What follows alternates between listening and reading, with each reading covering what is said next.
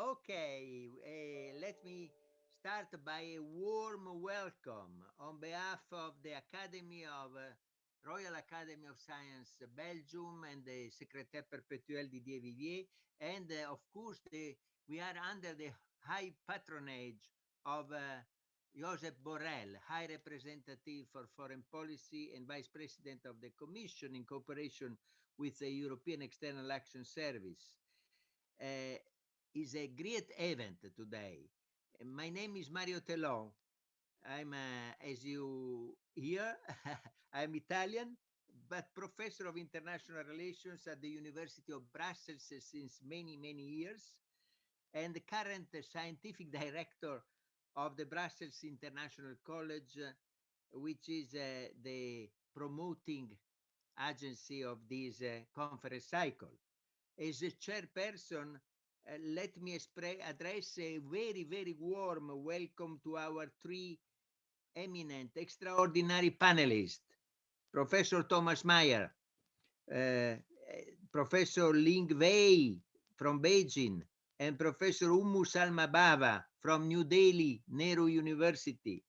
Thank you for joining despite the uncomfortable timing for you. We are close to midnight by you, and so I can say good evening. We are at the second session of our conference cycle today. The conference cycle's title is Towards a European Common Strategic Culture and Coping with the International Challenges, Cultural, Political, Economic of the 21st century. We are looking all together for a better European international political identity, taking into account the diversity and the instability and the challenges of the current world. This is our Hamletic questioning. Keep in mind the excellent start, the first session, the first conference of October 28 on the European Union current recovery plan, recovery out of the crisis, is a reshaping factor for the European role in the world. We received the positive comments from Borrell, from Pisani-Ferry, Sapir, and the other speakers like Novotny and others, and the public was quite happy in its feedback. It was a very good start, combining our two objectives, the high cultural quality and the broadest communication. For the two-day session, we are challenged by the worsening of the pandemic, the COVID threats and the COVID restriction. And we have an online session today.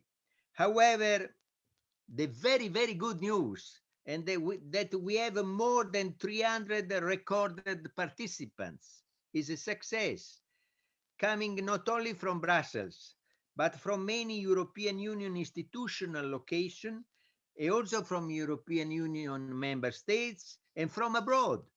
Some friends and colleagues from the best universities are connected.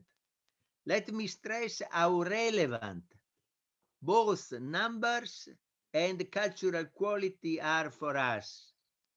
The conference cycle is open to collective discussion, and the question and answer session will be open to all your written questions. The COVID is strong, but we are stronger than the COVID. And we are resilient hopefully. resilient enough, and we will stick, Thomas Meyer, we will stick to our conference program arranged in August in cooperation with the European External Action Service, with the Académie and the GOPA. And I thank the three administration for cooperating in very efficient way. Thank you so much. Without you, we could do nothing.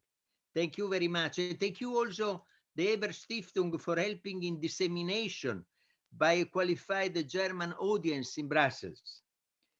The theme of the day, I said that the thread of the conference cycle is looking for a European international political identity in the making.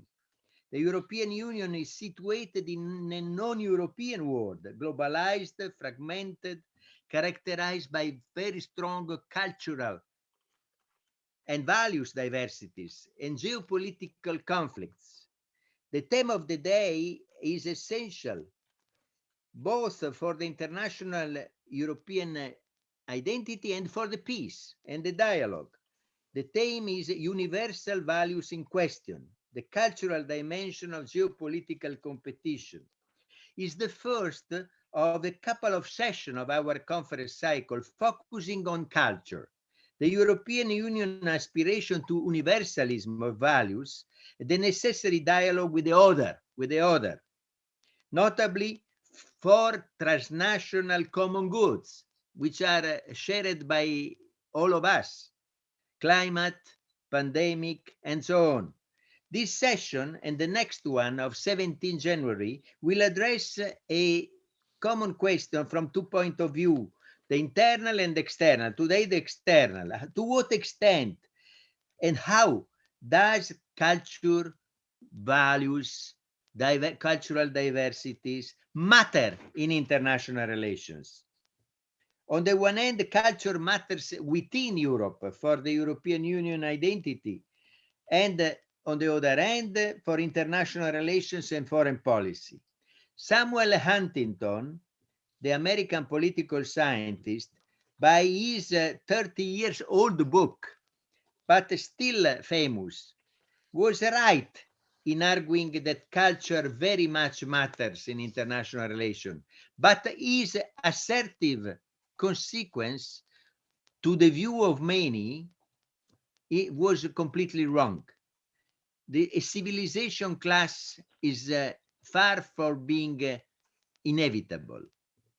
Which interplay between cultural dialogue and tensions on the one hand and the downgrading of geopolitical relations on the other? Which room remains for multilateral dialogue and convergence? We have three exceptional panelists to answer these questions. Professor Thomas, I start with the first lecturer, is Professor Thomas Meyer. Thomas Meyer makes us a big honor by being here. He's an international excellence. Not only a bestseller in Germany, but he's an intellectual leader at European level, a maître à penser. Two reasons why he is a true authority. He combines his scientific research as pupil of Theodor Adorno and Jürgen Habermas, with a sophisticated political sensibility and commitment. Since the 80s, he was advisor of Willy Brandt for the Ostpolitik. And I think he also always taking into account his exceptional practical experience in many countries like China and India in particular, and in Southeast Asia.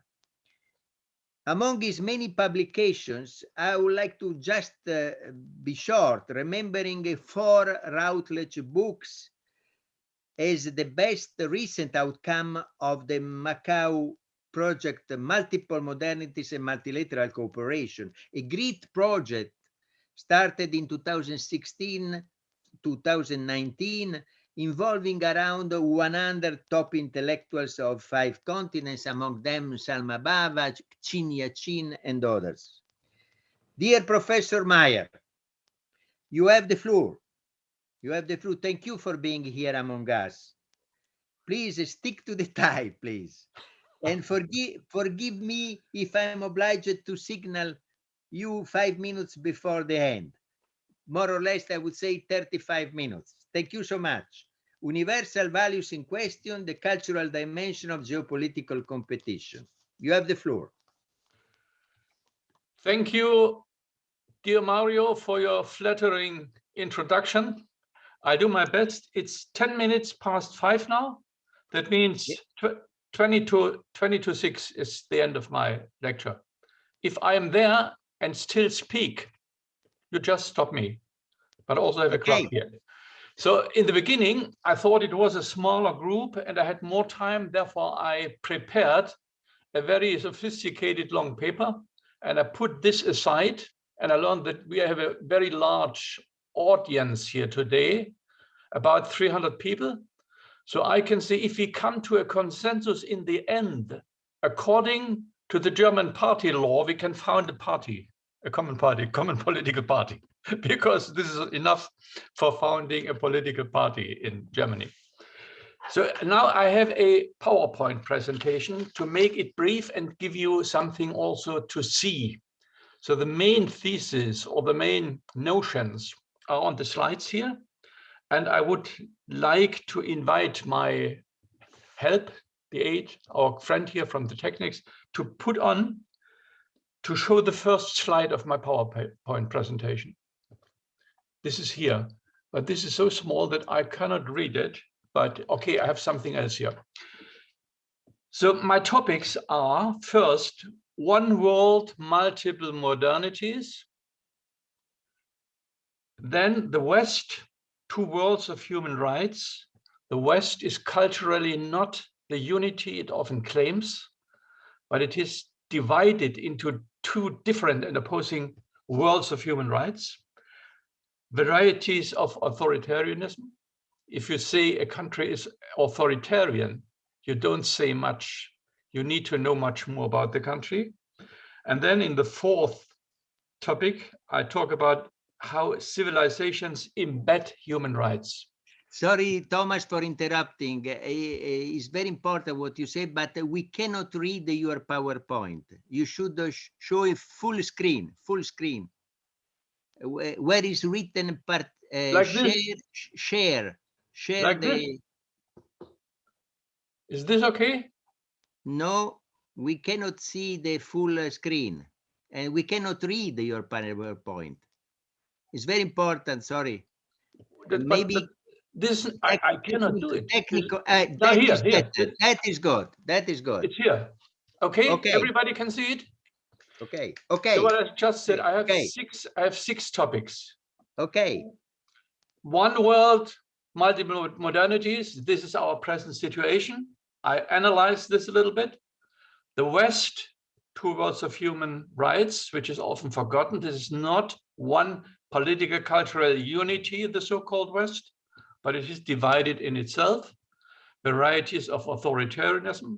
If you name a state, an authoritarian state, you have not said much because there are so different varieties. Civilizations embed human rights. You cannot discuss human rights without relation, without reference to the embedding civilizations. Then I come to Willy Brandt's wisdom, how to deal with countries with different ideologies, you could say, or with different systems of legitimation. And in the end, what is the special role of the European Union as I do see it? So these are my topics. Second slide, please. Yes. After the end of the Cold War and the collapse of the Soviet Union and its empire, we had a couple of different prophecies. What would happen? One was the famous prophecy of the modernization theory. All countries later or sooner will converge on the same model of modernity, namely the West. And we have seen in the recent years and decades, even modernization does not mean westernization. It means something else. Then we had the thesis by Fukuyama. With the collapse of the Soviet Union, we reached the end of history, and it will be demonstrated by history itself that the Western liberal democracy, this is the ultimate goal of historic development. This certainly is also refuted. And then we had the Huntington thesis, that the world now will break asunder into different civilizations which are hostile towards each other because they have fault lines of conflict. That means the value systems of these civilizations do not harmonize with each other. I think, and I want to demonstrate this is wrong too. And then we have another interpretation by an Israeli sociologist, very famous, a paradigm building theory, which plays a large role in political science and social science today. This is the thesis of multiple modernities. What we experience now is a world of multiple modernities. That means the logic of modernization, here, that countries become more and more individualized, more and more rationalized, more and more secularized. This logic works. This is true, but it works in different substances, in different cultural contexts. And therefore, the outcome of this process of modernization is different from civilization to civilization. Because when this logic or this principle work, they work in different stuff, in different material, in different cultural contexts. And therefore, what we see is all the major countries are on the path of modernization, but the outcome is very different from country to country according to their civilizational heritage. But what we also can realize if you look into the details is also the theory of Eisenstadt, whom I quoted already. All these multiple modernities still have a common core. The common core is the logic of modernization. That means these principles, individuals matter, subjects matter, rational argument matters, religion doesn't matter as the basis for legitimizing political rule. This all is there. So the common core is there. What we need to do is we need to formulate it in such a way that the present civilization and their representatives agree that this formulation of the common core is something that unites all. This is the consensus omnium, as your Italian colleague Mario said in the 16th century already. The basis of international law must be the consensus omnium, Vittorio. We must discuss what that means. What are cultures? What are civilizations? They have a complex character. At the one hand, they are social and cultural spaces in which conflict, dynamic, different interests, different values struggle for dominance. So they're always moving in a way. But in each culture or civilization, there are also some features of longue durée, as Fernand Braudel has called it, that last centuries and centuries.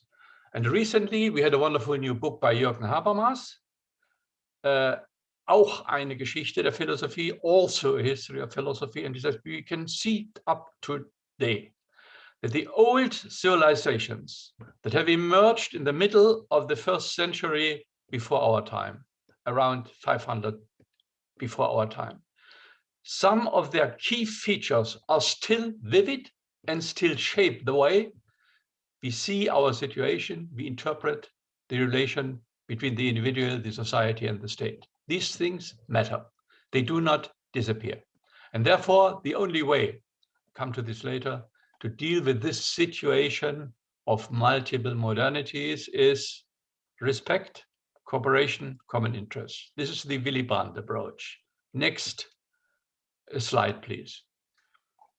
But we often hear that the West represents the human rights. The West represents the normative universal values itself already. This is certainly not the case for a variety of reasons. One of the main reasons, which I want to demonstrate here, is there are two different worlds of basic rights in the West. When you read the covenant of basic rights of the United Nations of 1966, and this is a covenant. This is not only a declaration. A covenant is a treaty of international law, and therefore it's much more relevant than the declaration. In this covenant, the preamble that has to be signed and ratified by all says very clear, for a human being to be free, it requires to experience 5 different categories of basic rights altogether, mutually supporting, mutually limiting. In number of one of these covenants, part 1, social rights and economic rights. These are the 2 rights which define what we often call positive freedom, freedom to do something, giving you the resources to live a life according to your own mind, to your own decision. And the part 2 are the civil, political basic rights. There are also cultural basic rights. I don't deal with them today here.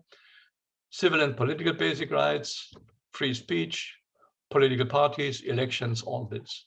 And the preamble says very, very clearly, only if these 5 categories of rights are realized, are implemented at the same time in mutual dependence, then a person lives a free life as required by the human rights approach.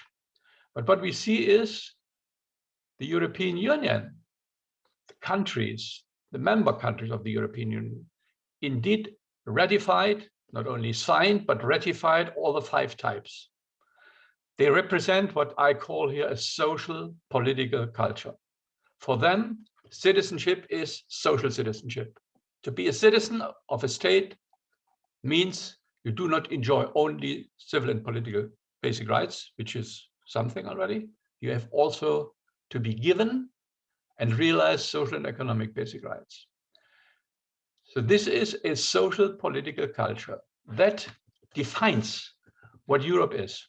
If you ask for a European identity, this is certainly one part of it. There are other parts too, maybe we come to this later. The United States, however, they did not accept this. They deny the whole group 1 of basic rights. This is social and economic basic rights are not basic rights. There is no such thing as basic rights. The only real basic rights which we accept and ratify are the political and civil basic rights. You can call this culture, I will be very short because of the restricted time I have, you can call this a libertarian political culture. So the individual should look to get the resources to conduct a free life. You could also say there's a kind of a market culture. The market is the main regulator, like elections and markets. China, however, I only mentioned this here, postponed the rights of Group 2. They signed and ratified Part 1, social economic basic rights, and they said in 1998, they said for the time being, we do not feel to be in a position to sign or ratify Group 2 also. This will be done at a later point of time after we have a higher degree of development here. That means these are 2 very, very different worlds of human rights. One must be aware of this. Next slide, please. Then we must also see that democracy is not equal to elections. You can have elections of 1,000 different varieties. Some are democratic, others not so much, and you can have elections without having an outcome that is in the interest of the people. Therefore, we must be very more differentiated when it comes to these new dialogues here and the new discussion. We have 2 different ways to legitimize governance: input, participation, elections, other forms of participation, output, the results of government. Western democracies claim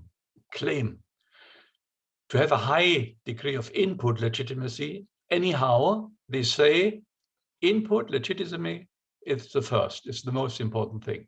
If the government doesn't deliver, then it's still a democracy, because the input of the people ostensibly was not sufficient enough to pressure the government sufficiently to deliver.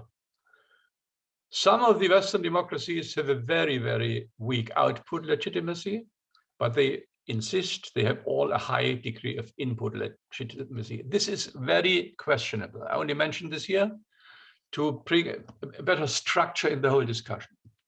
And then, of course, we have the authoritarian countries. They have all a weak input legitimacy because normally they don't have free elections with party pluralism and all this. But the output legitimacy is very different. And this makes a high difference between the two categories of authoritarian regimes. You have the, what is called in the literature, extractive or exclusive authoritarianism that has both weak input and weak output legitimacy. No participation, and the government doesn't deliver, therefore extractive. The ruling elites extract out of the society what they need for their own coteries. Then you have development inclusive authoritarianism. Some scholars who deal with China particularly say you could call it a developmental state. They may have a weakened input. This is questionable. They claim they have a higher input than is seen by the West. But anyhow, countries like China have a very strong output legitimacy. You must be aware, I mentioned this here because I don't know whether I have an opportunity to add this a little later. International institutions, in this case, even from the US, they find that 82% of the Chinese population have trust in their government and believe that the government delivers according to its premises. In the United States, it's 40% or 42%. A very interesting difference. Next, please. Next slide. Civilizations embed human rights. I would like to read a few lines from a Dutch advisory committee.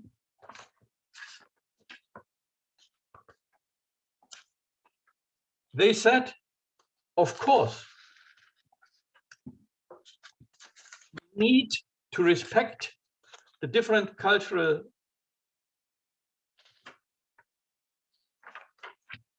I must see where I have it.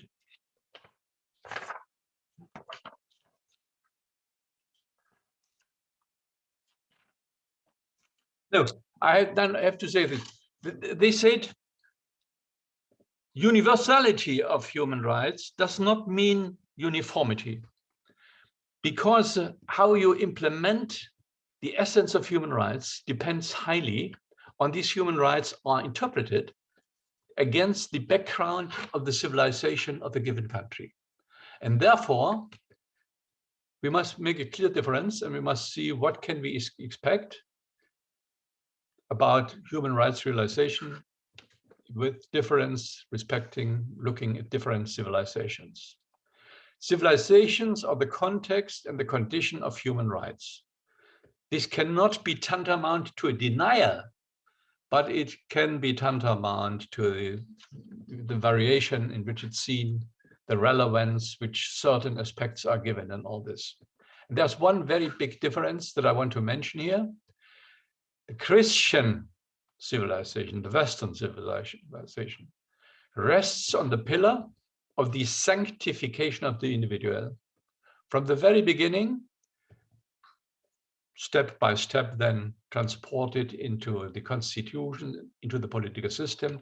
The individual is the highest value, because in the end of all things, each individual has to stand trial before the bar, the tribunal of God, only as an individual, without anybody else, without any relations. And therefore, the tradition is the sanctification of the individual and no obligations. There are no relations between the individuals as given, as established relations as a social context which play a role here. This is why the basic rights are interpreted in such an individualistic way, the sanctification of the individual. In the Confucian priority, but also in most of the other old civilizations, I learned just yesterday that our leading researcher in old cultures, Professor Assmann, a lady from Heidelberg University, that said this, what I bring here now, what I say here now, is to be found in all of the ancient civilizations, namely not the isolated individual is the priority, it's the starting point, but basic social units. Each individual from the very beginning is embedded in social relations. And therefore, you must see each individual as a context, as a structure consisting of rights and obligations. Whilst the sanctification of the individual has a certain tendency towards libertarianism, this here has a tendency towards communitarianism. Next slide, please. That means what we really need is to come together today and discuss, do we have an interpretation of the basic rights today, in which all the different representatives of the civilizations can agree, or do we have to change something? Do we have to differentiate in a way? And the most important thing how to handle the present situation is to remember the wisdom of Willy Brandt with his Detente and Ost politics in the 1970s and 80s. And this policy consisted of three main elements. Detente, not increasing conflicts, but reducing, taming conflicts. Cooperation, working together in all fields where cooperation is possible. Cooperation as a trust-building procedure, understanding, try to understand the motives, the interests, the values of the other. Willy Brandt used the term overarching or common interests. Between all the countries of the world of today, there are certain overarching common interests. And today there are very many, the ones which Mario mentioned in the beginning, all these problems. To solve all these problems are the overarching interests of humankind today. We need to define them, this is Willy Brandt's wisdom, paragraph 2, and respecting differences. Paragraph 3, cooperation, common interests. And paragraph 4 is a very interesting project. We need to build a culture of argument, a culture of how to deal with our differences, how to discuss of differences, how to criticize what we dislike of the others' practice and actions. This together is a model to deal with our present world differences. Next slide, please. Next slide, please. Here. So the European, when you ask for what is the European identity, many things, but above all, two things. One, Mario Tello himself, he has written, authored 2 or 3 books. EU also considered itself as a peacemaker, a global power of peace and for peace, not for conflict, for warfare and anything. The other thing is, Europe, the territory of Europe, has been a theater for the meetings, even for conflicts, for interactions between many of the civilizations of the world. Islam, Judaism, Christianity, all these and others who came here have been here. And therefore, a very, very crucial part of European identity is to accept and deal constructively with difference, cultural, civilizational difference. Today, the main problem is to prevent a new Cold War for a variety of reasons. A new Cold War can very quickly switch into a hot war. And also, what I experience already when I read German newspapers often, a new McCarthyism. That means not allowing anymore for differential views in the own group, so that everybody who raises a different voice and supports other arguments according to the method of McCarthyism is denounced as a, you could say, a fellow traveler of the enemy, of the other side. This is very, very necessary to see this as a maximum principle for our present politics. China is set in the EU strategic paper, the EU-China strategy, to be a systemic rival. They mention a lot of other things. China is a partner, China is a competitor, and it's a systemic rival. I think this is a cognitive error, highest grade, because China never said they want to export their system. And just recently, I again read a book by somebody who was an expert in China, said, no, the Chinese think no other people, no other group could ever live according to a Chinese culture. Only the Chinese can embody and live the Chinese culture. So the very idea that the Chinese want to export this is mistaken from the very beginning. And I read again what Xi Jinping said in this context. Most recent analysis by one of the leading sinologists here in Germany, and he said, no, what he says is exactly, yes, we want to become a world power. We don't want to become the leading world power, but a leading world power, side to side with the United States, not the dominating power. We do not want to slip into the present role of the United States and be the dominant world power. We would like to be accepted, recognized as one of the leading world power according to our political, economic, and civilizational weight that we really have. So, and the proposal is to renew the common core, which is present in all the different civilizations, and which is sometimes disputed. And I think the misuse of the human rights argument as a weapon in a beginning Cold War has contributed to this mistrust that is spreading. And we have one interesting sub-organization of the United Nations. This is called ENUAC, United Nations Association of Civilizations, that was founded in 2004, I think, by Kofi Annan, and it is dedicated to a dialogue of civilizations.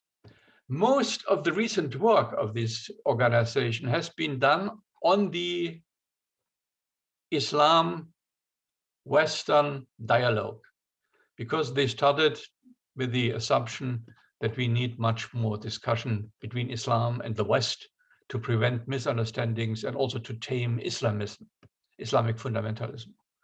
So this, I think, a new dialogue in which it can be seen whether we need some reformulation of the basic rights or whether we just understand that we mean the same thing but have a little bit different expressions for it or different accents. This could be one of the elements to reduce the tensions that have a tendency today to increase the risk of a new Cold War. And what we did in the Macau project, Mario, our friends, and two ladies here, and myself, was just a contribution to this.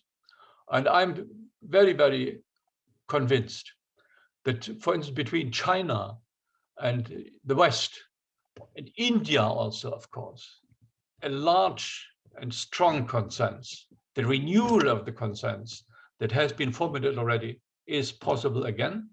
And if you understand this, we know where the differences are, where the common core is, and how we can cooperate, solving all the problems Mario mentioned in the world of today. Okay, this is time, just cut.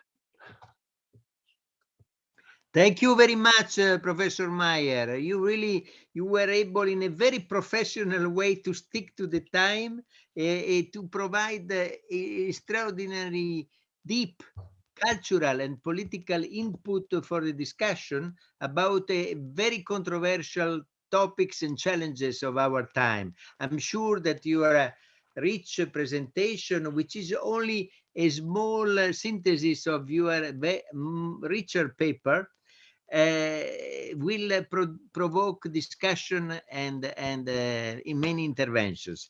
Let's move now to the two very charming discussants, to the ladies from Beijing and from New Delhi.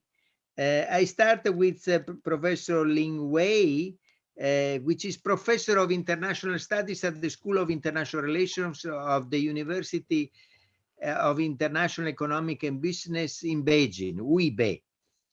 Before UIB, Ling Wei was a professor for many years at the China Foreign Affairs Universities, and she was collaborating for many years with Qin Yaqin. I like to remember it because he is member of the Royal Academy of Science in Belgium, and he belongs to the kind of liberal, very open-minded stream of Chinese intellectuals who dialogue with us about multilateralism since many years. Wei Ling was also a Fulbright visiting researcher at Cornell University in the New York State in the United States, and international chair at the Lewis University, Rome. Her research interests and many publications include international relations, East Asia cooperation, and Chinese foreign policy. She is truly a bridging person, who likes the collaboration, international dialogue, and so on. Wei Ling, you have the floor. Thank you very much for making it, in spite of the time gap between Brussels and Beijing. Thank you so much. Please stick to the time. Okay. Thank you very much, Professor Taylor. It is a great honor to be invited to join this panel. And well, Professor Meyer's talk is truly inspiring. And I agree in general with him on all those points. And I just want to highlight and elaborate on three related points: universalism, dialogue, and consensus. And I would like to argue for critical engagement for consensus-based multilateralism. So first, first I would like to argue that universalism to be enriched by local knowledge. Well, just now, Professor Meyer argues that about the different interpretations of the common core of modernization and multiple modalities, and how such difference, how they differ, how the common core differs in different civilizational contexts. Well, I think, well, under such circumstances, I think what prevents mutual understanding and cooperation often is not the lack of understanding in the common core, but rather the inadequate knowledge or inadequate attention to the contextuality and localities. That is, when and how the common core matter. When and how a common core matters to certain actors and policies. So here, first of all, for example, modernity. Well, what matters, I think Professor Meyer just now also talks about modernities in different parts of the world. So for example, for East Asian countries, particularly newly independent countries after World War II.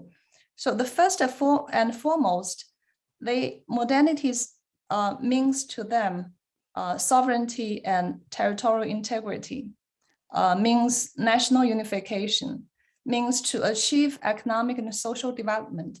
That is, I think that is social and economic development is really at the core of the modernization in East Asia. and also about national identity. So, so that is why how governments in East Asia, how they gain political legitimacy. So when they can deliver these, for example, basic safety and dignity to its citizens and much desired economic, social development, and then their legitimacy can be strengthened. So to tackle such challenges has been a decisive factor in the formulation of major domestic and foreign policies of these countries. So this is the difference. I mean, this is how such different understanding of modernization and modernity, or priorities of modernity, matters in the to these actors and policies.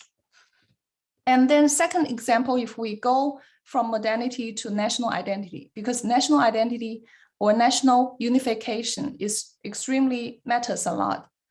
It is also at the core of the foreign and domestic policy making in East Asian countries, for example, Korea.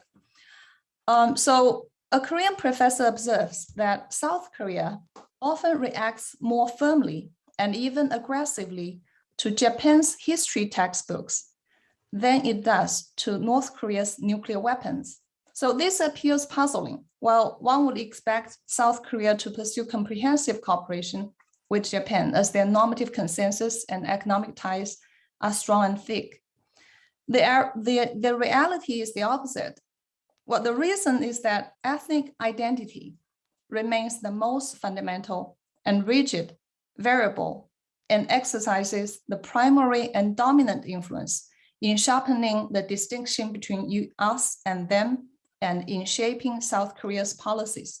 So this is national unification, or national, how national identity really matters in the foreign policy making. So this is why when according to the long-standing ethnic identity, Japan is regarded as an inferior and antagonistic other. So South Koreans' emotional and hostile reactions, not to the North Korean nuclear tests, but to the Japanese history textbook, appear logical and even natural. So this is about national identity. And then about human rights. So for China, I think in China's position, one thing is, one viewpoint about human rights is that human rights shall be promoted through social and economic development. So this is also understanding of human rights, or understanding of the norm, the normative difference maybe, and or different emphasis on the human rights norm developed also from the specific circumstances or specific, the different interpretation of modernization of modernity. That is, human rights shall be promoted through social and economic development, and such development has to be advanced through international cooperation, which is also a lesson learned from the China's particularly learned since the opening and the reform for more than 4 decades ago. So these are very well, the common core is there, and then I think that there need to be more attention to the context or the local knowledge, and particularly how that local knowledge matters to different actors and to their different policies. And secondly, I want to talk about dialogue, how to conduct dialogue for mutual understanding, for trust and mutual learning. Because I think we need to, when we talk about dialogue, and we need to understand there are different kinds of dialogue. And then because of the conspicuous asymmetry in the West-non-West relationship in terms of both material and discursive powers, So there's inevitable involvement of the political issues of the power-knowledge nexus. So we need to conduct a dialogue with caution. And for example, dialogue can be staged and scripted by the powerful, which inevitably involves the subsumption or synthesis in their favor. Dialogue can also be reason-based communicative action and the intersubjective practice of deliberation. Although such kind of dialogue does not entail rhetoric bullying, it still operates within a particular epistemological framework and excludes probably other forms of knowledge production and approaches to dialogue. And dialogue can also be treated as reconciliation or critical engagement of diverse perspectives. We engaged pluralism for mutual learning. So it should be, I think dialogue should be complementary reciprocity process during which much better understanding and improvement of the existing knowledge can be achieved. So, this, I think, so this is when we talk about dialogue, I think we need to conduct dialogue with caution. And thirdly, I would argue for a consensus-based multilateralism. I very much agree with, actually, I very much agree with Professor Meyer that on the Willy Brandt's wisdom. Exactly now we need to develop consensus on overarching common interests. We need to develop consensus on the respect for differences, and we need to develop consensus on building trust through cooperation, and we need to develop consensus on the significance of cross-cultural dialogue.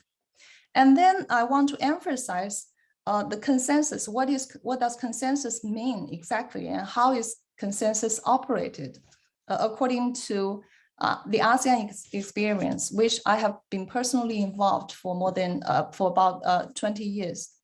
So the very core and strength of ASEAN Way is decision-making by consensus. And that means if one party says, I'm not comfortable with the proposal, and the proposal is not to be adopted. So it is an inclusive approach. It seeks the maximum common ground and common interests of all parties concerned. So it is not a voting system. It is a consensus, a decision-making by consensus.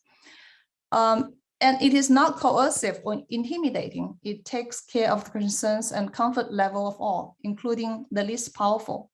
It is a process of dialogue and consultation that could promote mutual understanding, nurture trust, and build confidence, especially when trust is scarce, national conditions and interests are widely varied, and power competition or rivalry is increasingly intensified. So this is, I think, we need to learn from ASEAN about consensus and what it really means and how consensus works in practice.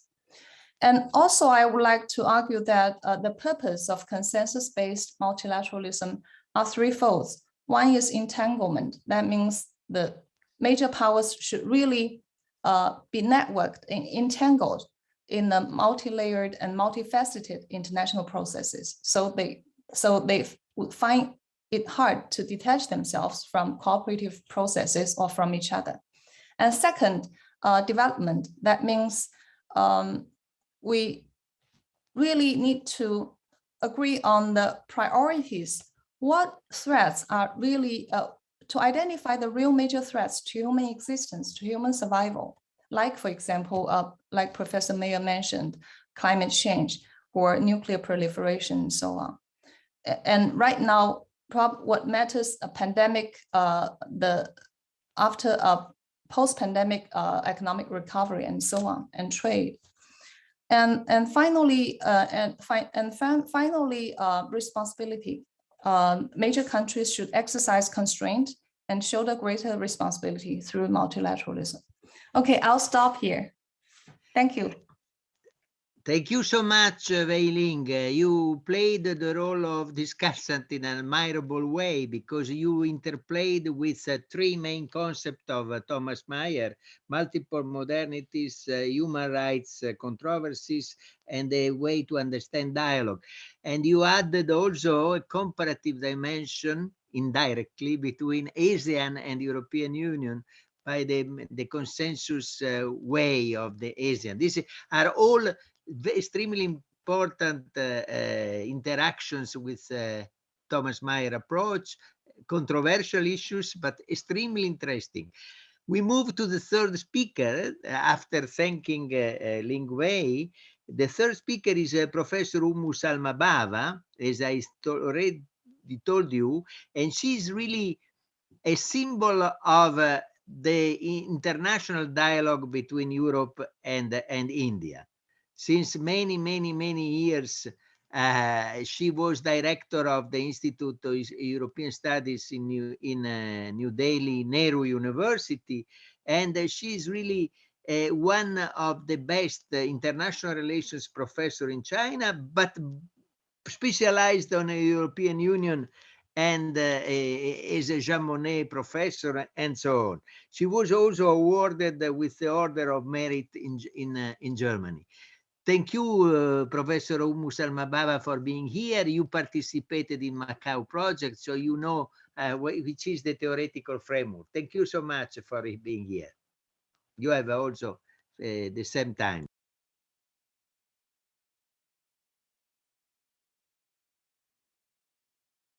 Good evening, everyone. Thank you, Professor Tilo, for those very kind words. Thank you, Professor Meyer, for your very interesting paper. I think it's a rich text that seeks to address the challenges we face today as different states in an interconnected world. I think the pandemic has reiterated and brought home to bear that not only are we in an interconnected, but more importantly, interdependent world.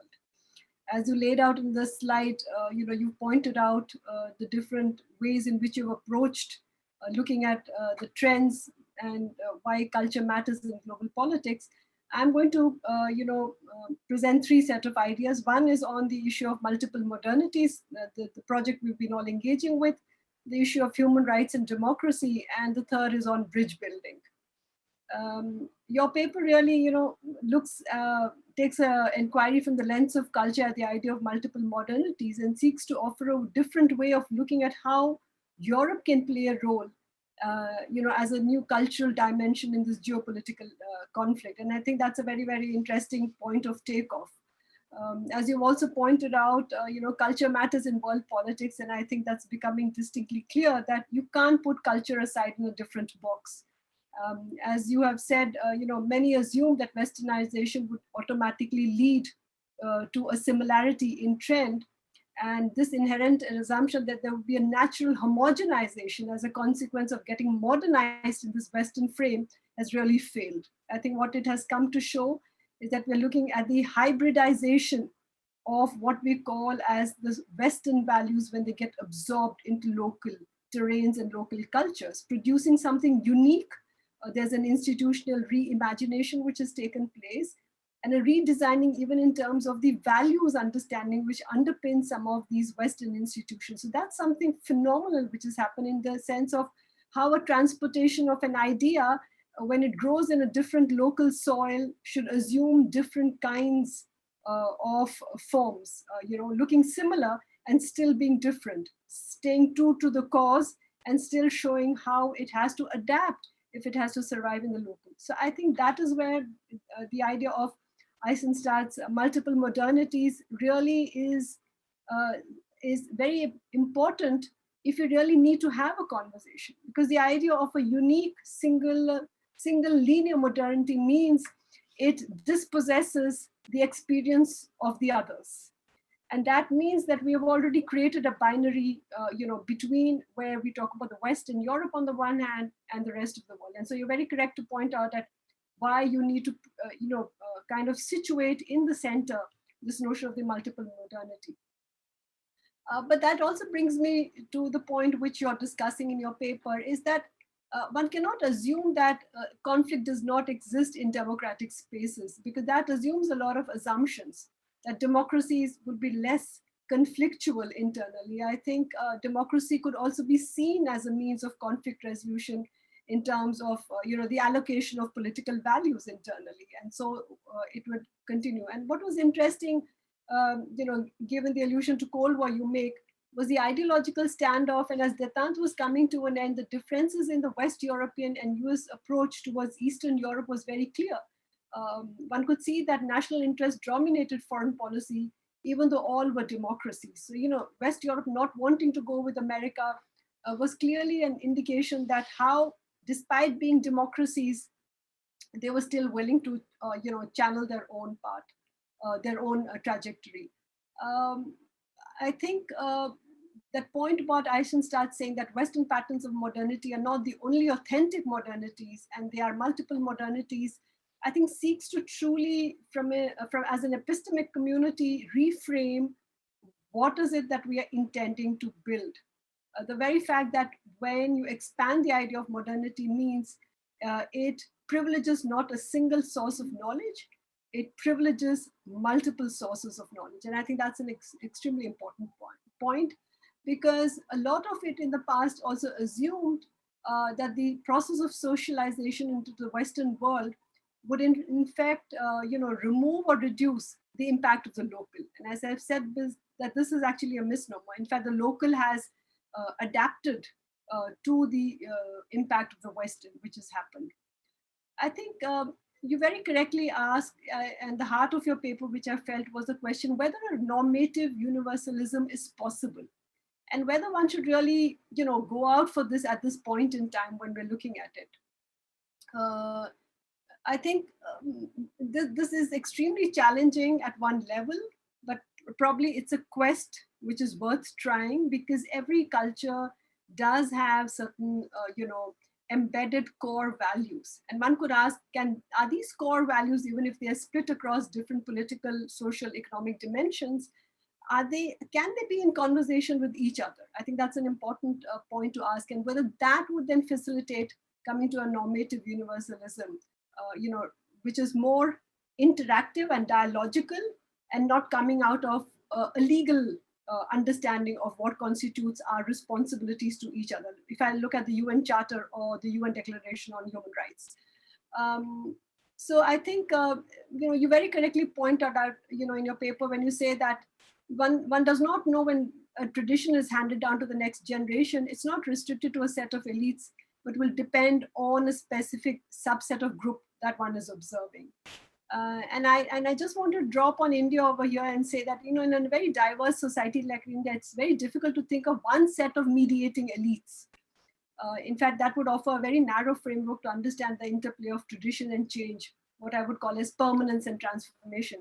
What we are seeing as a consequence of the constitution is a changing idea of elites in India as well. And the business elite and the political, the social, the cultural elites are very different. So this has also meant that we're seeing a huge experiment happening even in a country like India. I was particularly intrigued by the idea where you put forward that the degree of contentment can be one indicator of a balanced relation between mass culture and the government institutions of a country. And what came to my mind was, what would happen even in a democracy? You are an expert on this, on the role of media and way the media sets agenda, is what happens when there is a manufacturing of contentment, right? What happens when there's an attempt to create a notion that all is in order, thereby creating a legitimacy for political action. I think that's something extremely important. And you're very right to point out that one should not rush in to homogenize everything. As you pointed out, like what the Dutch foreign ministry said, that universality does not mean uniformity. I think it would be a very boring place if you were to only see the repetition of the similarity of it. And the richness of what we produce as collective knowledge, as people experiencing things differently, is really embedded in this, that universality does not mean uniformity. I think this clearly plays out when we look at the way human rights are being experienced, and as you brought out, in what you presented, is the challenge what the Western gives to the preeminence given to the individual, whereas other cultures emphasize the group. The individual also is, in the end of the day, embedded in a group, but it's very distinct in the way that the individual in the West appears as compared to the group, and group identity therefore takes preeminence, in some of the other cultures, including the Indian culture. But I would also draw your attention over here to the fact that India, when it drafted the constitution, after independence, really undertook something dramatically different. It was a new political contract. It was a new political vision, which also attempted to break away the past and restructure social relations with a new forward-looking document. And that was extraordinary. I don't think many people even understand the kind of political transformation as a vision document that the Constitution was. When you just read the Constitution, it's amazing as to how this was envisioned to overcome. The fact that not all of it is realized also shows, and it's also a reminder for us, that all of this is going to be a work in progress. And therefore one has to look at what is the benchmarks that one has achieved despite the challenges. The world's second largest country, the amount of poverty, the ability to take a large number out of poverty is also an important point. So I think, one could, in that context, then see that regime stability is not a factor that's limited only to non-Western world. I think every democracy seeks political stability as a key to undertake development. And the question is, in the process, how much are they committed to human security? A question, this could apply to the West, it could apply to any country. And in that context, I would say the Universal Declaration of Human Rights can be seen as a human development in a legal rights framework. Because whether we talk of the Millennium Development Goals, the Sustainable Development Goals, they are in some ways talking about human rights. So it's not that we've gone away. And a very important point when I come to the idea of bridge building is also to think that, just because Europe adopted the universal values in 1948 does not rid it from the fact that it was also the place from which most of the colonial exploitation of people took place. I think this is something in terms of the historical relevance, it needs to be kept in mind that, this is not something which has gone away. And so that still continues to be the backdrop, even though it has gone back in the past. Another thing which has happened in terms of the Western idea is that the marketing of strong neoliberal ideas has also undermined the state and support, which also undermines human rights in a way. So states have signed into policies which in effect have undermined human rights. And some of these prescriptive policies have come from international institutions. So I think you were very correct to point out in your paper about the input-output dimension of politics and the performance of politics which seeks to produce legitimacy for any regime or government. That it's very important to be able to make a distinction between what is going in and what is being produced and not put all of it together, into one basket. Having said that, my comment on democracy is that, there is no pure form of democracy. I think, all democracies are fragile. They need to be constantly invested in and to be built. I would say that India has a robust democracy, and, every election, what it does is it is about the reframing of a new social contract. I think it offers to us an insight about how society and politics are changing. And it also allows us to see what is right or not working. And why is it that the social contract appears to be experienced so differently? Same constitution, different outcomes. So I think for me, as somebody looking at Europe, I would say the rise of the AfD, for example, in Germany is a very interesting phenomena about what is happening within German population, the demography. Why is it that it's being supported? So, I think it's also important as Europe looks out to build the bridge, Europe should also turn the gaze inwards. All the European countries are seeing a rise of the right of center political parties.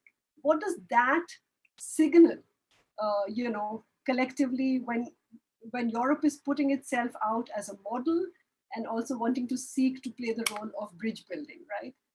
We've also seen, for example, countries like Poland have also shown their open disdain to the EU. So this also creates a big challenge.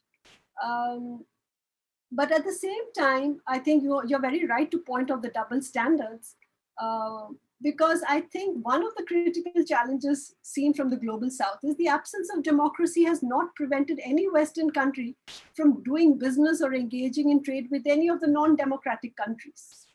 So what does that tell us about, the fact that what is driving states to engage with each other? I mean, then the word which we have not used up till now is national interest, right? And what we are trying to say is, can we actually move beyond? If I look at Project Europe, it is the triumph of collective interest over national interest. That is why Project Europe is singularly so remarkable in our collective understanding of what states can do, right? But that also means that when you look at the EU doing business with other parts of the world, it is also engaging non-democratic regimes. So I think, in my understanding, creating a normative uniqueness of the West in no way serves the purpose of creating a bridge for discourse. I think that is important. Let me quickly conclude and say that, the important question is then, how can these multiple modernities be in conversation with each other? I think that is important, as you pointed out, the role of the bridge building. I think the first important thing is that there cannot be any race to implement all of the human rights agenda in one go and think that the job is done. I think collectively, for all, human rights is something which has to be constantly be invested in. And that means whether it is the West or whether it is the South, we all have to be constantly working on it. That cannot be just the frame by which we refer the other. I think that will not allow a dialogue to take place. Point number two, I think what we see at the global level is that politics at the international level is about cooperation between different actors who share different values. This is the reality that we are looking at. And I think the UN Security Council is a case in point where the permanent five share a very different outlook.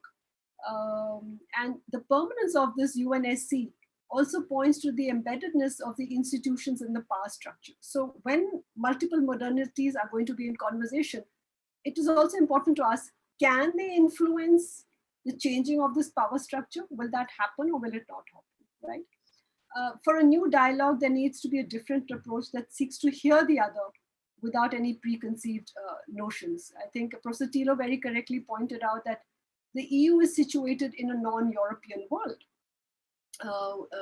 Europe is one part of the world where, the EU with its institutions dominates. It is a shining example of how, challenges of the past can be overcome and new identities can be created. But it also shows the challenges which come currently.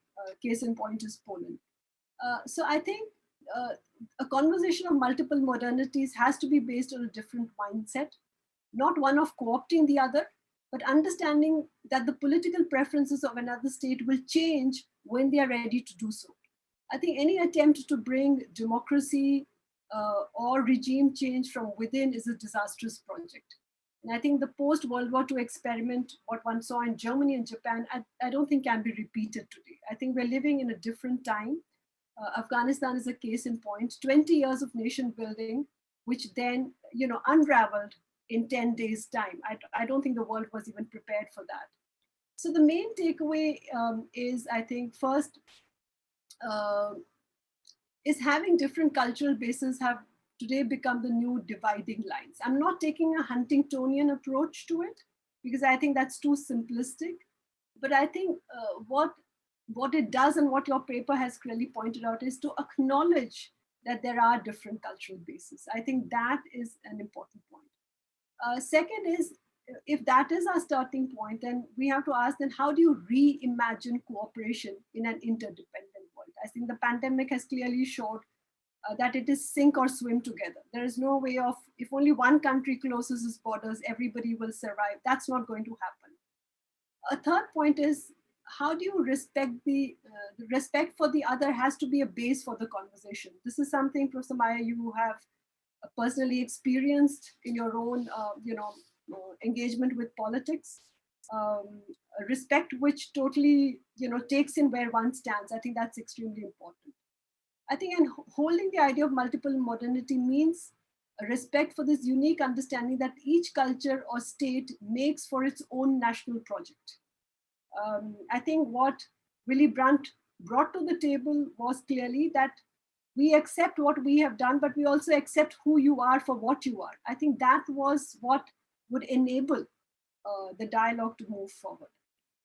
So let me conclude by saying that building a new multilateralism has to acknowledge a power differential that is slowly unfolding in international politics. While understanding multiple modernities is good, understanding the cultural basis of our preferences are good, but we have to recognize there is a shifting power differential. And probably before you go for the larger subset, it may be good to look at how we could build a dialogue using civil society groups and engage in these, civilizational dialogues about understanding. A group of, say, academics and young scholars looking at the next generation. Can we bring them together? Can we create an understanding? Because they are going to be our representatives, right? And maybe that would create a first step in trying to understand that multiple modernities is the way, but respect and dialogue, which builds a different kind of what I would say, inclusive multilateralism. That is extremely important. Thank you so much. Thank you very much, Professor Salmabava. Extremely interesting, both. On the one hand, you are a theoretical discussion of the concept of multiple modernities and the bridge with the new multilateralism at the end of your presentation. This bridge is fundamental for us. Secondly, I think nobody in the audience will miss your reference to the constitutional debate in India at the beginning of the independence and the Gandhi model, the Nehru model of the beginning, which was a reference for international dialogue, international cultural cooperation. So thank you so much for sticking to the time. Both you played very well the role of discussant. I'm sure that Professor Meyer will give feedback, but before the floor is open. Is open to our numerous attendants. I have already 6 questions, and I read the questions, and then we have a first round. Then we will have a second round if we have time. First question is about the knowledge. How to promote a dialogue aimed at building understanding and peace if we do not have a deep knowledge about the interacting cultures.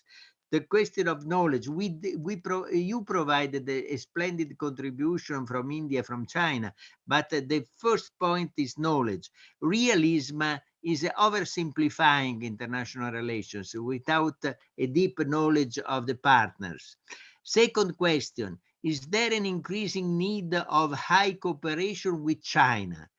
I don't think it's limited to China, but to the BRICS. Which are the main areas for cooperation? This is a practical issue for new multilateralism.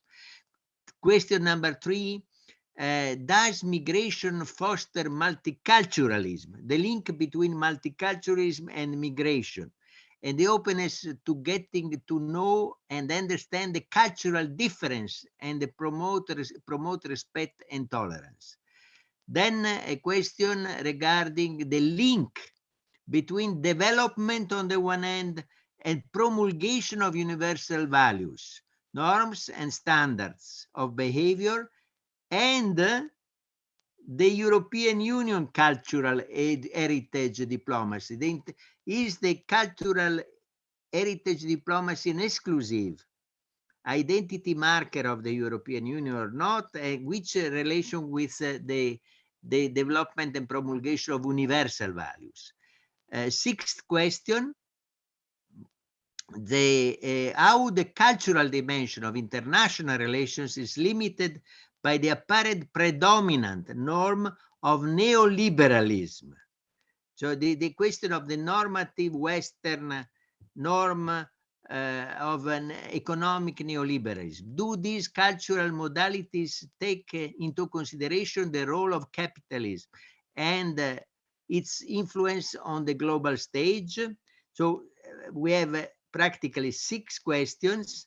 I propose to give to Professor Meyer 5 minutes, and then in case you like, Professor Vey, Professor Hummus Almababa take the floor also. And if we have time, we have a second round.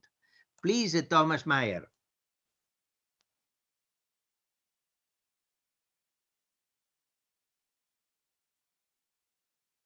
Professor Meyer, are you there?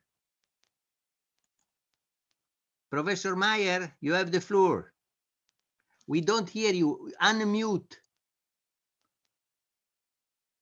Unmute your... Professor Meyer, we don't hear you because you muted your... No, Okay, now it's okay. You hear me? You hear me? Yes, yes. The question was, should I pick out certain questions or try to answer all of them? Yes, you do whatever you like. Better to pick up. I try to give a very brief answer to each question. The first is, I absolutely agree that the lack of knowledge about the other civilizations is at the core of most of the present misunderstandings and aggressivity. And I think the media here in Western Europe play an important role in this. If you open even a German quality newspaper, what you would find is a page or two about human rights violations in China, but nothing about the rest of China. So as if China was nothing else but a huge white paper, and only one point is colorful, and these are certain human rights violations. So if you have media like this, you never will understand what China is. And this is the same with others. India is almost not in the newspapers anymore. Nobody knows anything about India, of course. So this is one. And I think with China, because China is at the center of the different approaches to increase tensions today, we should particularly understand a bit more what China is, how China works, have a multi-dimensional picture of China.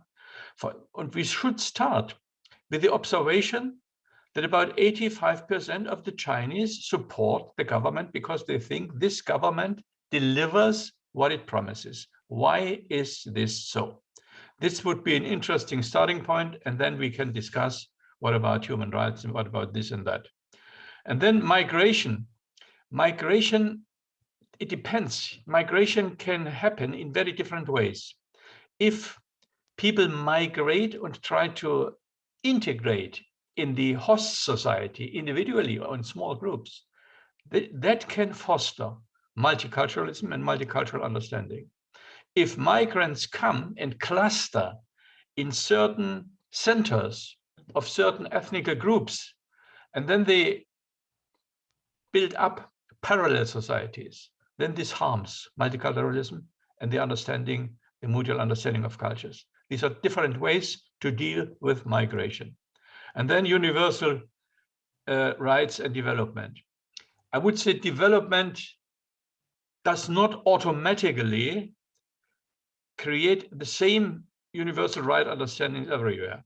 But I agree with the official Chinese position. In this case, they say the more development we have, the easier it will be for us to fulfill certain basic rights. In that sense, I would say development is certainly supporting human rights policies, and particularly when it comes to the social and economic basic rights, but not only. And the identity, the European identity, I would say, Mario, you have written about this extensively. I would say, yes, the European culture, with these elements which I mentioned before, the acceptance of difference, the experience that our own culture was a culture of many wars. We need a culture of peace and understanding. The European Union is an example how to integrate formerly hostile countries into a new understanding and a new union. This is something that should found the diplomatic policies of the European Union and its role in the world. I think neoliberalism is refuted as an ideology already, because we have seen in the world that neoliberalism is a recipe for excluding large parts of the population of these societies in the Western countries and outside. And therefore, this is a refuted idea. The question is only, why does it survive? And this is an interesting point of, I don't want to discuss this now extensively, but I think liberalism is not the topic of the day here in the Western countries. The contrary. Now what we discuss here is the role of the state, solidarity, and all these things. And I think the time of a neoliberalism dominance in the culture of the West is over. Thank you very much, Thomas Meyer, for this very, very careful answer and detailed answer to the questions. I think that maybe Professor Salmabava and Professor Wei would like also to add some points. Who will take the floor? We start with Salmabava now. Thank you, Mario. I just want to pick up 2 points over here. One is on knowledge. I think the privileging of one knowledge base is what is the root cause of problems. What it also does is the reproduction of one knowledge base around the world also in some ways has missed the fact that local knowledge is rich. And I think this point has been made by Professor Meyer. So it's extremely important to create a new base of understanding of the other. And this is why I think, cultural exchanges and, are a way of looking at how the other functions, because then you get an insight as to what, the same problem does not produce the same solution universally, because the resource allocation are different in every state and society. And the ability of a population to experience a problem is also manifested very differently. I think here the role of media becomes extremely important. Thomas has already said how the media filters out only one to the exclusion of the other. So understanding the other has to be the key point. On the issue of the European identity, again, I think from the outsider looking towards Europe, let me say that there's a complete lack of understanding of the EU sometimes. That's because the rest of the world still operates in a very Westphalian notion. And the idea of the EU identity, not only as a new, cultural marker, but also as a new political marker in international politics, is something very difficult to understand, because the rest of the states are still in this Westphalian, realist engagement. That you can effectively transfer sovereignty and you can effectively build political consensus of a different kind. My colleague Wei from China is pointing it out the ASEAN way, and we always say the ASEAN is the second best understanding of regional integration. But that's a very different understanding, as she has already pointed out, building of the consensus of the ASEAN way. And what EU is doing is EU is showing that you can transcend sovereignty. Now that is an extremely difficult concept around the world, the transcending of sovereignty, because that is the defining identity in which we are operating. So I think this already shows that how do we engage in cultures of understanding when our interpretations of these ideas result in different outcomes. Let me stop there. Salmabava, thank you so much. Wei, do you like to take the floor or not? Yeah, I would like to add. Yeah, yes. I would like just add 2 points. First, about knowledge. I think it really, when we have communication, it really should be two-way. And for the most part, the knowledge production or communication has been one way, from the developed to the developing, from the West to non-West. So it really should be a two-way, two-way traffic. And well, right now I think there is the Amitabh Acharya and Vice-Président are leading a project of global IR. And I think that this is where the non-Western scholars can contribute and to contribute to the normative development.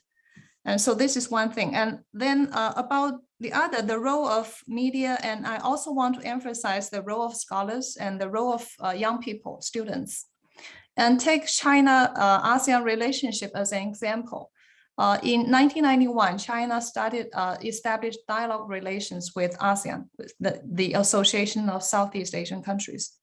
And we see in the past, so this year marks the 30th anniversary. So during these years, not only trade, they have become, China and ASEAN has become each other's first largest trading partner.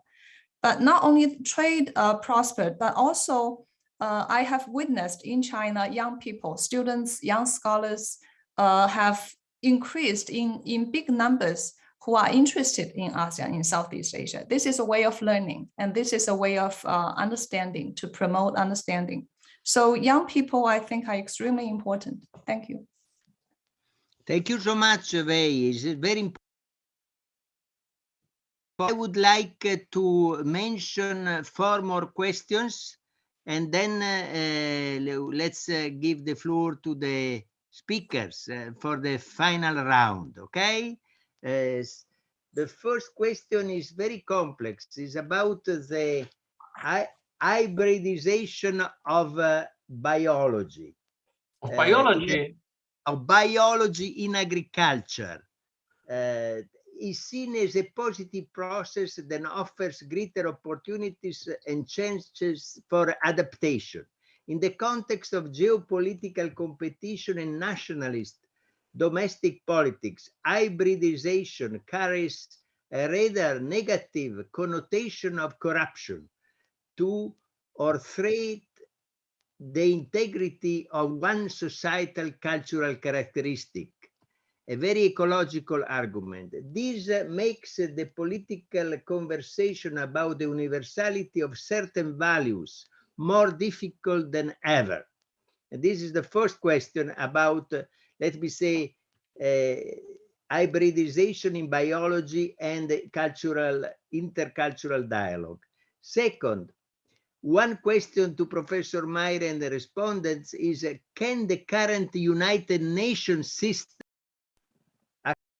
a multiple modernities approach? Is the dynamics we see currently at play is a process of divestment, weakening, unraveling due to geopolitical competition. So the question of the adaptation of the United Nations system is crucial for new multilateralism. We have a book about that published recently. Number 3, what the role of tolerance in the religion to other religion, for example, is the Eastern type of modernity, is about India in particular. Tolerance of religion. About India in particular, and the evolution from the Gandhi model to the Modi model. This is a question of for Salma Baba in particular. But also in part also to China regarding the Muslim minority in the western part of China. Now, final question, do you think the nation level will be the final political stage and ultimate horizon for decade? The question whether the nation states is at stake or is consolidated by the current evolution. Yeah. And finally, just a question of sources for Thomas Meyer. When you are talking about the output legitimacy in China, which are your source? You understand? The source, your statistic regarding the output legitimacy in China. Yeah. Which are the sources? Yeah. Finally, I give the floor first of all to Thomas Meyer, of course. Yeah, okay. I try to answer a little bit more extensively than before, but I don't take too much time. One is what I presented here, and I think the other 2 speakers also, was of course a very much oversimplified and comprehensive and concentrated picture of the whole thing. Of course, each of the cultures today, each of the civilizations is hybridized to a certain degree, because in the global context, there's a permanent interchange and mixture between civilizations, but not to the degree that they lose completely their identity. So they take selectively, sometimes intentfully, sometimes not, elements from the others. The world system of multiple modernities is a system of permanent interchange between civilizations, but without destroying some of the key features of longue durée. This is one thing. The idea that a cultural identity must be kept pure, uncontaminated from outside, is fundamentalism. This is the fundamentalist idea. As soon as you start with such an idea that we should not accept influences from outside or changes that are triggered by influences from outside, that you will land in a fundamentalist view. The poorer the identity, the better, the poorer the culture. And then finally, you end up in a one-person society, because only one person can have the absolute pure identity. Whenever two or three persons meet, there are differences, there are different accents. So this hybridization must not mean, it does not mean, corruption of culture. The second question is, I think the UN should accommodate the multi-modernities approach at all levels, not only in this association of civilizations, but also in all the others, including the commissions who deal with human rights, because it's always very interesting. To a degree, they do this already, because countries who are invited, governments who are invited to explain why certain human rights violations took place, they can offer convincing, maybe civilizational arguments, and then in this commission, the discussion can come to a conclusion to what degree are they acceptable. I think this would be a very interesting thing. The question of tolerance. We have this, our grand poet Goethe, he once said, toleration means disregard, means humiliation. Because if you tolerate a person, you think the person is unacceptable, but I still tolerate this person. I think we should go beyond toleration and come to recognition. Recognition is the proper term. And there was a question about Gandhi and Modi. I feel very much tempted to say a few words. I think Umu should say the main part of the answer. But I lived a couple of years in China, and I dealt in India, and I dealt with this question intensively there. And it is clear culture played a different role in Gandhi's concept of India compared with Nehru's, and also Gandhi and Modi. It is interesting that the murderer who killed Gandhi half a year after India's independence, Godse was his name, he was a member of the RSS organization, the same organization which controls Modi to a high degree. These are the Hindu fundamentalists. Gandhi was not a Hindu fundamentalist. Gandhi was a traditionalist in the sense that he said, in modernizing our country, we still should stick to certain traditions of rural India. Certain features of living, of social life, should be preserved. Whilst Nehru entered the path of a Westminster model of Fabian socialism. This was quite a different kind of thing, but they both are very different from what Modi is propagating. Modi is Hindu fundamentalism in a soft version today, but it may turn out to be a harder version very soon. China and I think what is often misunderstood is, as long, let's say, as the Muslims in Xinjiang say they want to have more autonomy, maybe more cultural autonomy, more self-determination, regional self-determination, I don't see a problem in this, The problem was when the trouble that we observed today started, when a huge organization, namely the East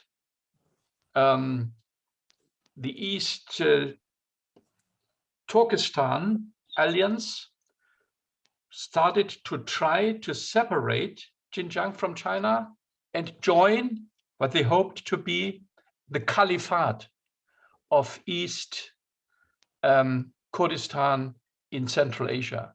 So the question always is, do they still understand themselves as citizens of this nation? And they have a certain religion and a certain culture that needs to be respected, but declare at the same time they accept that they are part of this nation and they accept that they are citizens of this nation. And as soon as they start and say, no, we want to separate from that nation and we want to found a caliphate here, then of course the situation is completely different. And in the reporting, the information, particularly the media coverage, it is often misunderstood. It's often not differentiated. To what degree do we talk about religious identities here? And to what degree do we talk about irredentism and political separation? These are two different things. And I think for China, it should be, and maybe it, I don't know, to what degree today they accept this, the recognition of the particular cultural identity of Muslims should not be a problem, as long as it is clear these people understand themselves as citizens of China and do not strive for a separation. But the nation state, very briefly, there's so much talking about the nation state. The nation state is not up to date anymore. I think even if we succeed in developing much more global governance, the nation state always will play a fundamental role. It is the first unit to organize democracy. And from the nation state, you translate certain ideas, certain interests into the larger global context. And then again, when it comes to implement things, whatever is decided at the transnational level must be implemented at the national level. And for this very reason, the nation state will remain a very fundamental institution. Output legitimacy, there is an institution in the United States. They measure trust in all countries in a neutral, independent way. And they, every year, publish a survey to what degree people in certain countries have trust in their government. This is part of the output. And then, of course, we have the Human Rights Index. The Human Rights Index shows in what direction a certain country develops, whether the human rights score becomes better or worse. And then some others that are independent measures. They are not measured, these measures. They are not won and they are not produced in the country themselves, but they are internationally valid standards. And mainly the trust thing is in the United States. There's an institute that measures this. Okay, thank you so much, Professor Meyer. I think you deserve an applause because you worked so much for the preparatory paper and you provided every question with detailed answer. Thank you so much. We have 10 minutes more. Can you share 5 minutes, Salma and Salma Bava and Vei? If you like, you are not obliged. Who will start? Vei this time. Vei, please, Vei. Okay, thank you. So I just want to add a few points. First, on the question of UN, I think, UN is very important to sustain or strengthen multilateralism. In particular, the major powers, China, US, and EU, should support and should increase their support to UN to accommodate the changing political realities of today. And secondly, on the Muslim minority in China, I totally agree with what Professor Meyer just said. And what is at problem is separatism, fundamentalism, and terrorism associated with in this problem. So it is not about religious belief. It is rather about these problems. For example, for example, in Beijing, there is a large Muslim population and large Muslim community in Beijing. And for example, on the university campus, every university campus, you can find a Muslim restaurant. So this shows a respect for the exercise for their religious belief. And then finally, on the output legitimacy in China, I also like to not only about the high rate of satisfaction, but also there is I think a trend worth noting is that young people, the younger generations, children who grew up in the 21st century, younger generations in China, they even among these people, young people, they even the support rate is even higher. I mean, we need to take notice of this younger generation in China. They are very confident and internationally oriented, and they probably are more patriotic than like, for example, my daughter's generation and my generation. When I grew up in a way that we need to learn from the West, and I grew up in a way that we actually learned from the West, and the younger generation, they grew up in a way that they in a very different context. So I think that, well, if we look to the future, we really need to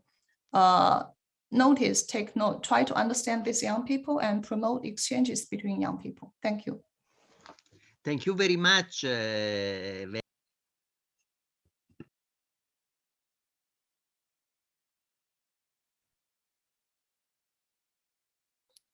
So I would... Professor Selma Bama, you have the floor. Yeah, very quickly on the issue of tolerance and religion, I agree with Professor Meyer. The word itself has a very difficult connotation. I think what one should understand, and those who are not familiar with India would not recognize that, religious freedom is embedded in the constitution, within the fundamental rights of the Indian constitution. So that's an important point to recognize, that everybody has a right to practice and follow, their own religion. And I think that is at the core of the identity building of India. In terms of, what happens when people's preference change and a particular political party is voted into power, also, has to be understood at two different levels. One, as an internal political dynamics, as, preferences of the people will change.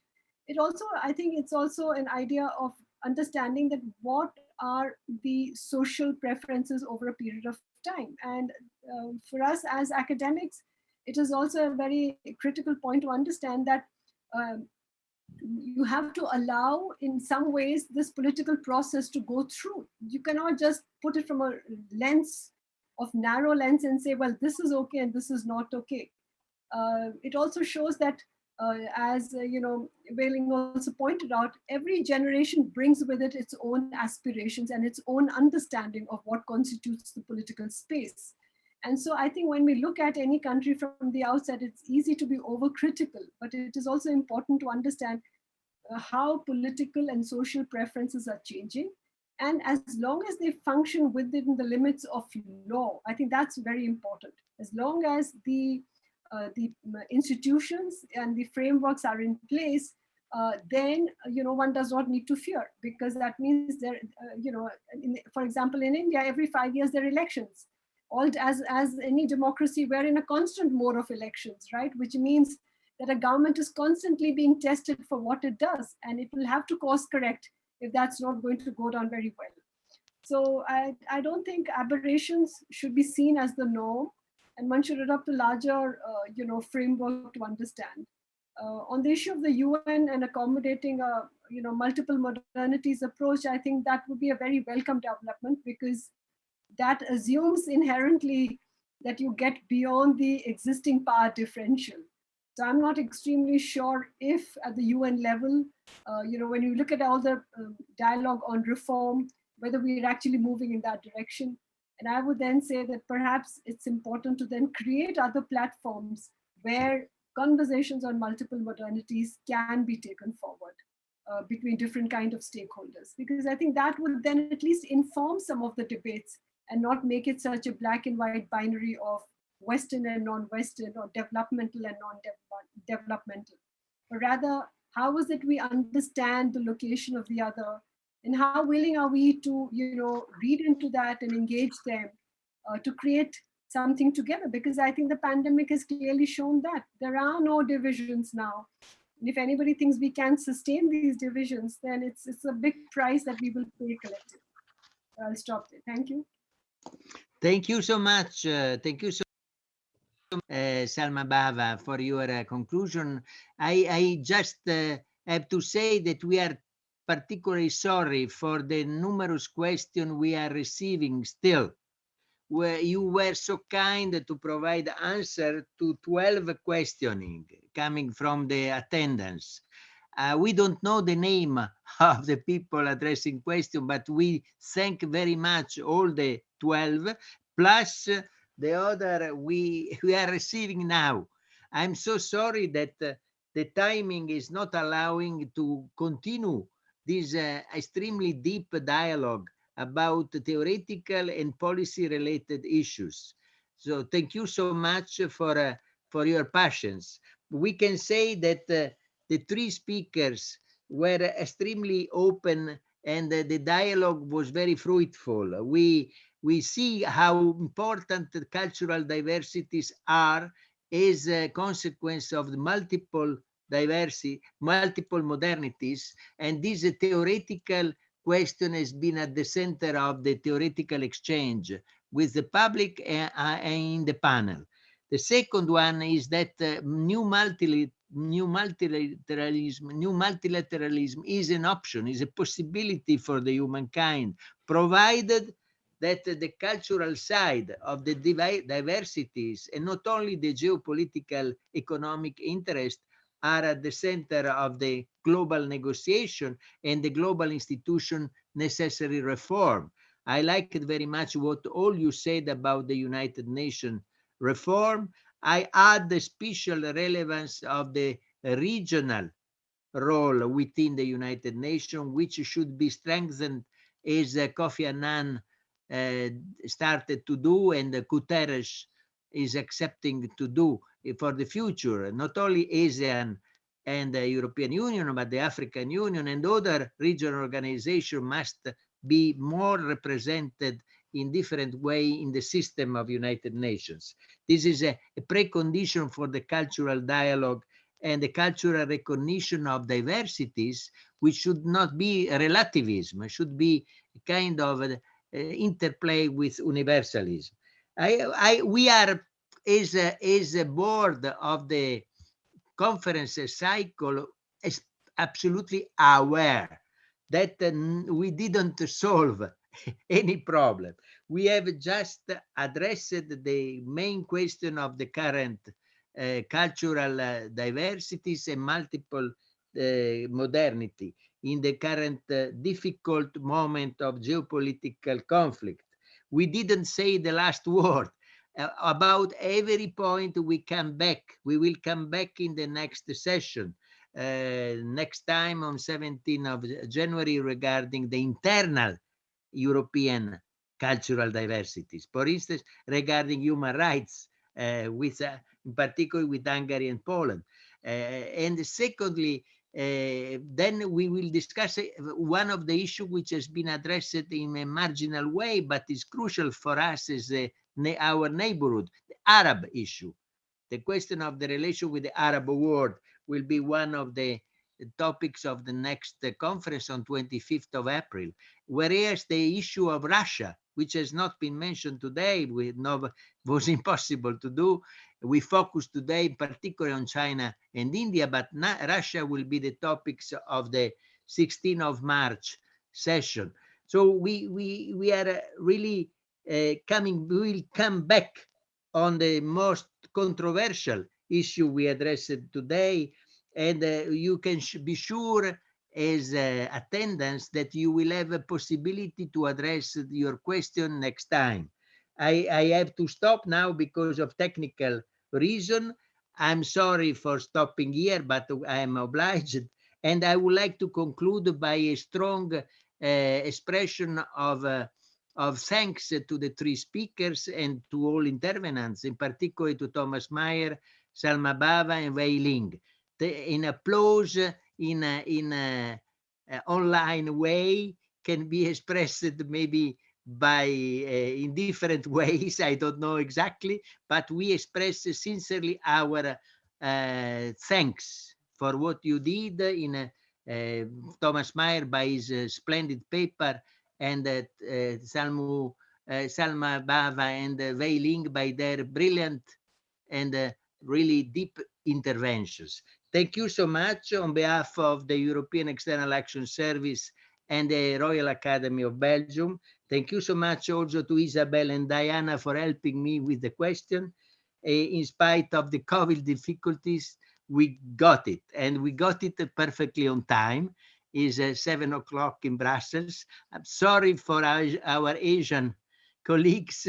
Good night to you, and thank you so much. Bye-bye. Thank you, Mario. Thank you. Thank you very much. Thank you so much. Thank you. Thank you. Goodbye.